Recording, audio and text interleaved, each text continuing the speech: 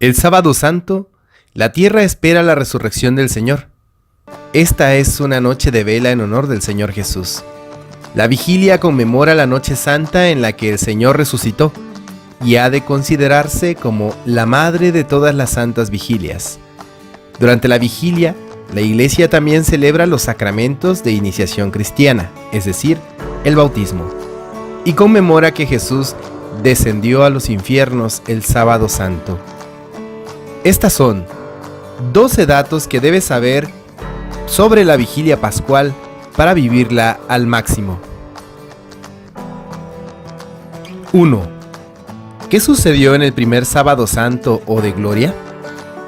Aquí en la tierra los discípulos de Jesús lloraron su muerte, y como era un día de reposo, descansaron.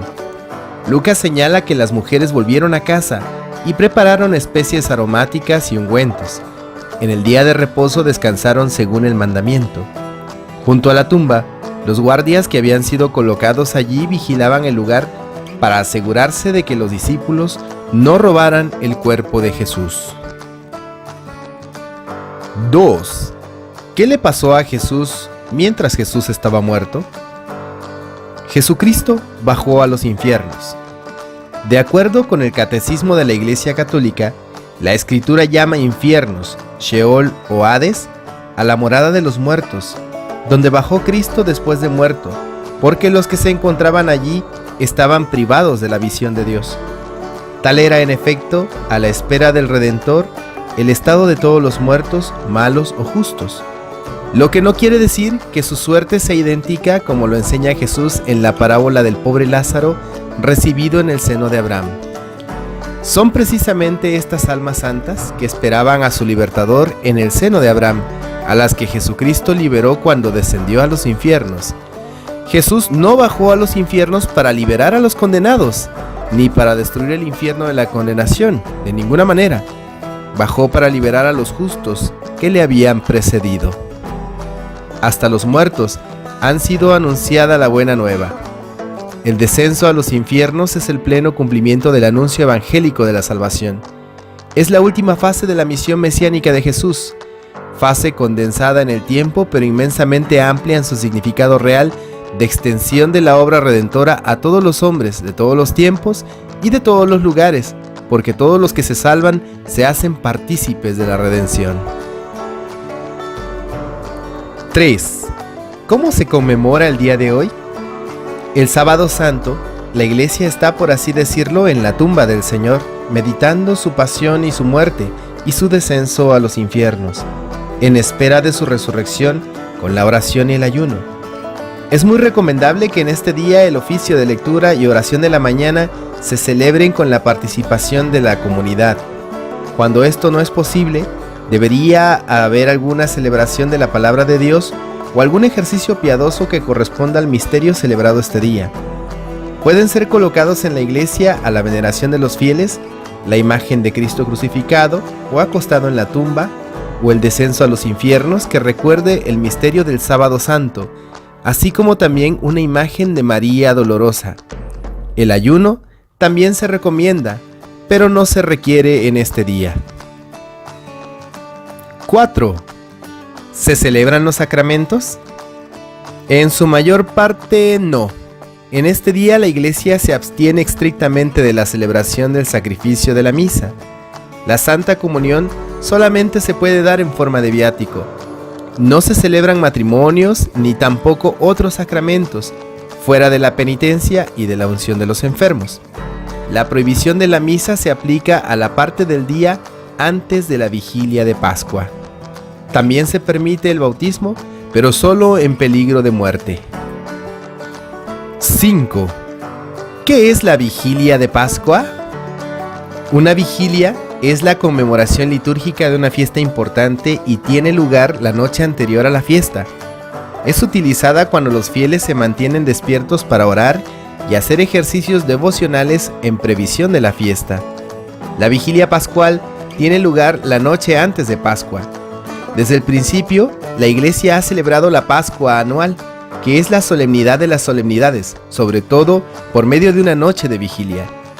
Por la resurrección de Cristo, que es el fundamento de nuestra fe y esperanza, y por el bautismo y la confirmación, nos insertamos en el misterio pascual de Cristo, muriendo, sepultados y resucitados con Él, y con Él también reinaremos. El significado de la vigilia es la espera para la venida del Señor. 6. ¿Cuándo se debe celebrar la vigilia pascual? Toda la celebración de la vigilia pascual tiene lugar por la noche. No debe comenzar antes del anochecer y debe terminar antes del amanecer del domingo. Esta regla debe ser tomada de acuerdo en su sentido más estricto. Reprobables son los abusos y prácticas que se han introducido en muchos lugares en violación de este fallo, mediante el cual la vigilia de Pascua se celebra en el momento del día en que se acostumbra a celebrar las misas dominicales anticipadas. Se recomienda que esto no ocurra y que toda la comunidad vaya en la noche a celebrar la vigilia pascual. 7. ¿Qué ocurre en la vigilia de Pascua? El orden de la vigilia de Pascua está integrado de la siguiente manera, constando de 4 partes. 1. Después de la liturgia de la luz y la proclamación de Pascua. 2. La iglesia medita sobre las maravillosas obras que Dios ha hecho por su pueblo desde los tiempos más remotos. 3. Junto con los nuevos miembros renacidos en el bautismo. 4. Ella es llamada a la mesa preparada por el Señor para su iglesia, la conmemoración de su muerte y resurrección hasta que vuelva. 8. ¿Qué ocurre durante la liturgia de la luz o lucernario? En la medida de lo posible debe estar preparado un lugar adecuado fuera de la iglesia para la bendición del fuego nuevo, cuyo resplandor debe ser tal que disipe la oscuridad y la luz de la noche.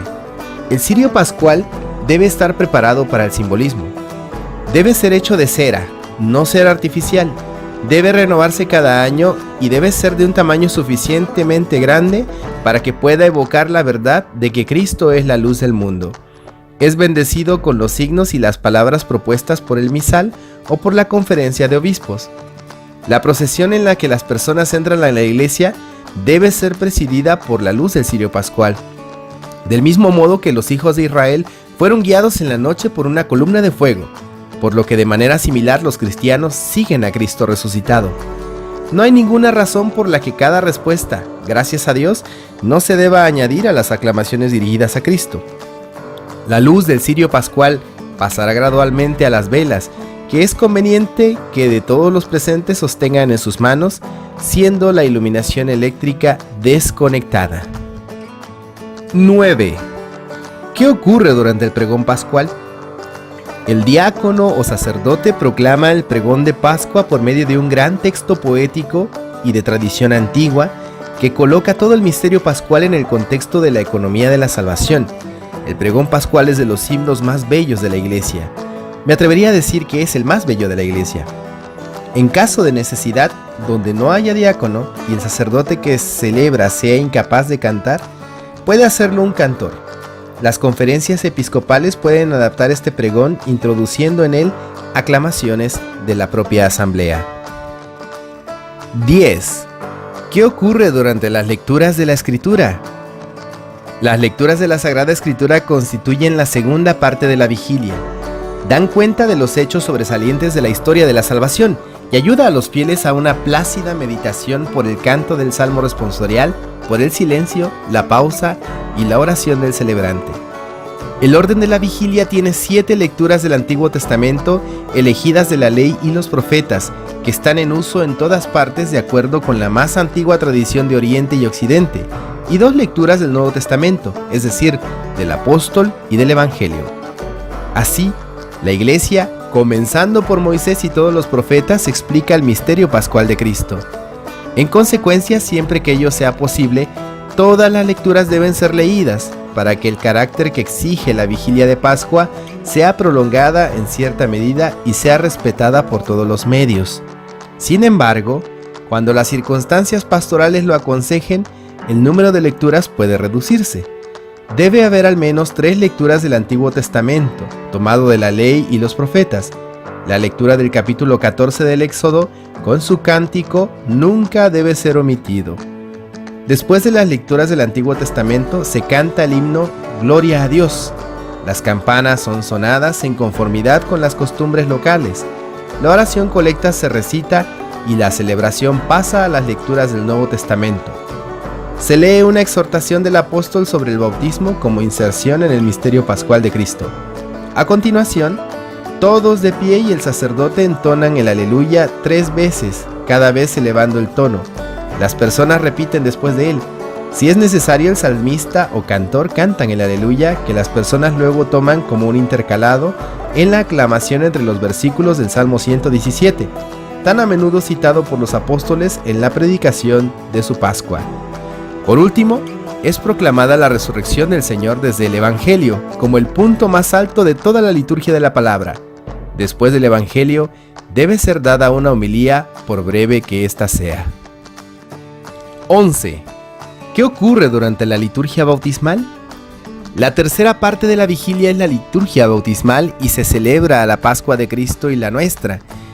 Esto se manifiesta más plenamente en aquellas iglesias que tienen una pila bautismal y más aún cuando se lleva a cabo la iniciación cristiana de adultos, o al menos el bautismo de los niños. Incluso si no hay candidatos para el bautismo, la bendición del agua bautismal siempre debería hacerse en las iglesias parroquiales. Si esta bendición no tiene lugar en la pila bautismal, sino en el santuario, el agua bautismal debe ser trasladada después al baptisterio y mantenerse a lo largo de todo el tiempo pascual. Donde no hay ni candidatos para el bautismo, ni ninguna necesidad de bendecir la fuente, el bautismo debe ser conmemorado con la bendición del agua para la aspersión de las personas. A continuación, tiene lugar la renovación de las promesas bautismales, introducidas por algunas palabras por parte del sacerdote celebrante. Los fieles responden a las preguntas de pie y sosteniendo velas encendidas en sus manos. A continuación, tiene lugar la aspersión. De esta manera, los gestos y palabras les recuerdan el bautismo que han recibido. El sacerdote que celebra rocía a la gente, pasando a través de la parte principal de la iglesia, mientras todos cantan un canto apropiado de carácter bautismal. 12. ¿Qué ocurre durante la liturgia eucarística? La celebración de la Eucaristía constituye la cuarta y última parte de la vigilia pascual y marca su punto más alto, ya que en el sentido más amplio es el sacramento de Pascua, es decir, la conmemoración del sacrificio de la cruz y la presencia de Cristo resucitado, la consumación de la iniciación cristiana y el anticipo de la Pascua eterna. Es conveniente que en la comunión de la vigilia de Pascua se dé toda la simbología de la Eucaristía, es decir, que se comulgue bajo las 12 especies de pan y de vino, o de cuerpo y sangre. Los ordinarios del lugar juzgarán la oportunidad de tal concesión y sus ramificaciones. Estas fueron 12 cosas que debes saber de el Sábado Santo o la Vigilia Pascual. Recuerda preparar el corazón, ya que esta es la máxima fiesta de la Iglesia en la cual Cristo resucita, y resucita en ti, resucita en mí, resucita en todos. Que la nueva vida abra esperanza y que el Señor nos llene de fuerzas nuevas para enfrentar la vida.